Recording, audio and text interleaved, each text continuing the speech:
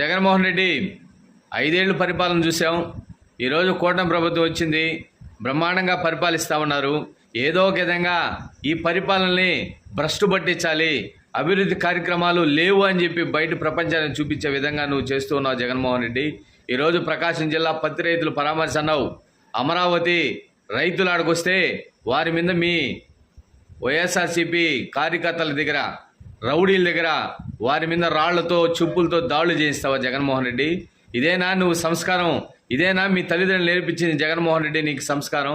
మహిళలను చూడకుండా కూడా నువ్వు రాళ్లతో కొట్టించావంటే నువ్వు ఎంత బరితెగించేస్తున్నావు జగన్మోహన్ రెడ్డి.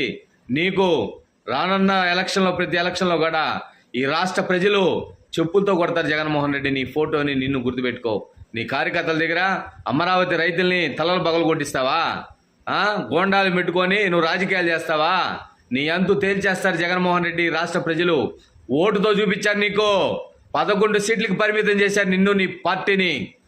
ఈ సూరి 2029లో నీకు డిపాజిట్ కాదు కదా, నువ్వు గడగలవు జగన్మోహన్ రెడ్డి. పులివెందులో గుర్తుపెట్టుకో. తస్మా జాగ్రత్త. మహిళలంటే చిన్నచూపు నీకు జగన్మోహన్ రెడ్డి.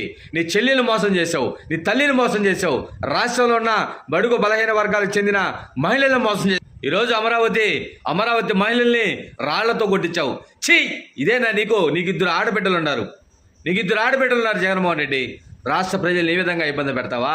రానున్న రోజుల్లో జగన్మోహన్ రెడ్డి నీకు చుక్కలు చూపిస్తారు ప్రజలు, గుర్తుపెట్టు.